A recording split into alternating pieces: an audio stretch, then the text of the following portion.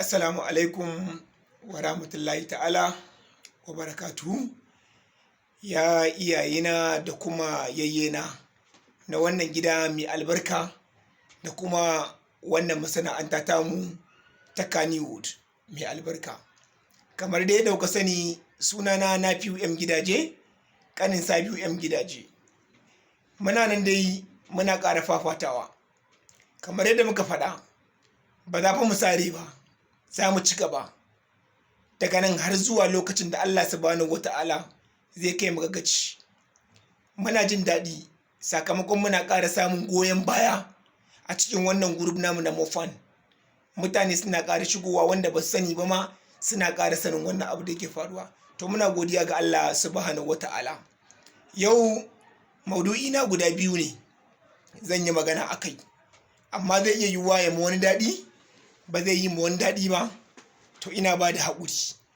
Ga wanda ya ma daɗi ina godiya, ga wanda kuma bai ma daɗi ba ina ba da haƙuri.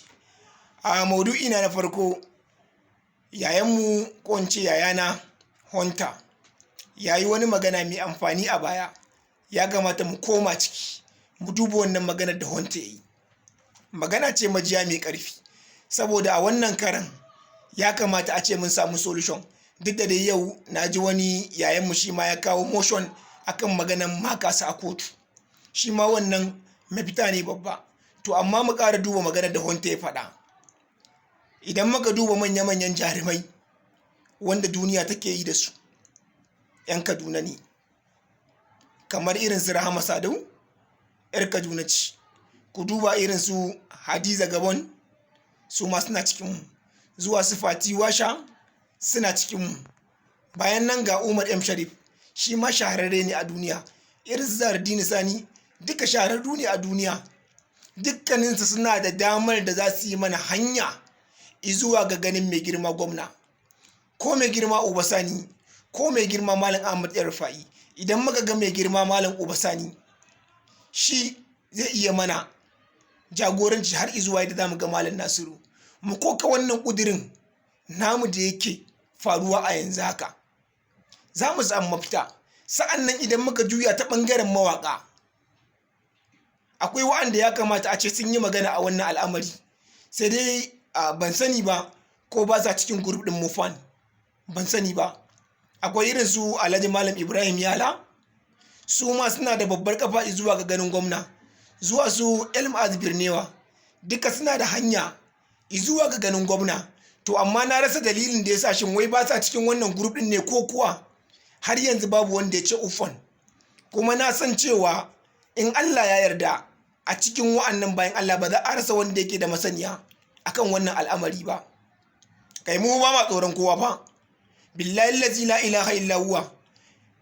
Maudu'i na biyu, kai haƙuri mai girma Goma Chairman.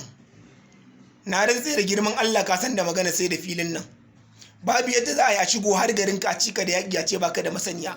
Ka sani mu kawai abin da muke bukata ka fito ka ce mana da wane da wane da wane da wane suna da masaniya akan wannan abu. Mu ba tsoron su muke ji ba.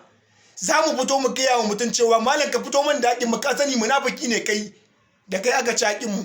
Mu mai girma Goma idan ka mana haka kawai ya biya mana bukata. Mun san ba za ka iya aiwatar da wannan abin kai kaɗai ba. Tabbas akwai magoya bayan ka tsakanin 'yan fim da kuma shugabanninmu na mawaƙa. Ai mun san munafincin da yake cikin mawaƙa, mun sani. Kano suna rigima akan maganar da Rarara yayi akan maganan mai girma Muhammadu Buhari akan ya caccake shi. Jiya na shiga Instagram na ga maganar da ake ta yi kenan. Mu kuma nan Kaduna ga abin da yake faruwa. Su Kano abin da ya dame su kenan. Sun zo sun kunna mana bala'i sun kauce sun koma Kano. Suna nasu bala'in, mu kuma ga namu muna yi a nan gurin. Har da wasu 'yan Kaduna sun je suna mara musu baya kan maganar da Rarara yi, bayan mun san cewa kuna da masaniya akan sai da wannan filin namu.